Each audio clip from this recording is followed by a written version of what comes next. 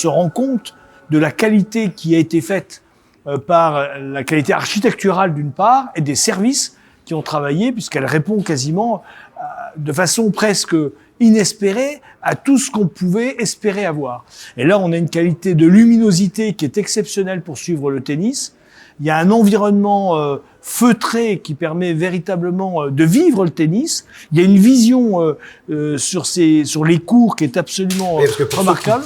Qui aurait déjà eu la chance de venir au spot, il est transfiguré. Enfin, la salle est transfigurée. On la reconnaît pratiquement pas à certains endroits, quoi. Alors voilà. Alors en plus, si vous voulez, c'est vrai que j'ai été bluffé par les contraintes de l'ATP en me disant Yves Henry en particulier ne pourra jamais retransformer. Et là, on est dans un espace, on est dans un autre monde. Et je crois que c'est important aujourd'hui que ce tournoi qui naît, c'est la première naissance, puisse maintenant évoluer véritablement et que le territoire thionvillois et au-delà se l'approprie. Justement, si on rentre dans le cœur du sujet sur ce tournoi, vous pouvez nous redire comment vous avez réussi à le faire venir, comment vous avez fait c'est un peu un gros coup quand même d'attirer un tournoi ici à Thionville. Tournoi ATP surtout. ATP. Qu'est-ce que vous avez fait?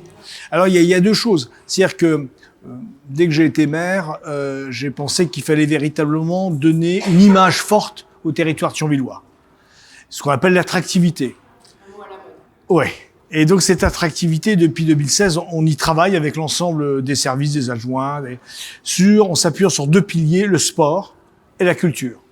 Et de façon absolument exceptionnelle, je rappelle que en termes de temporalité, on accueille cet ATP 75 et dans une semaine Politeia. Donc on a vraiment deux événements, l'un de niveau mondial et l'autre de niveau national, qui vont coexister. Et donc, au même titre qu'il y a eu un effort colossal qui a été fait en termes de football, par exemple, où il y a eu cette volonté de créer une grande équipe de football, il y a eu la volonté d'un homme qui s'appelle Yves Henry, qui est venu me trouver il y a 5 ans en me disant « Pierre, il faut absolument qu'on construise un tournoi, un petit frère. » Yves Henry est directeur du Moselle Open. Oui, voilà, un petit frère.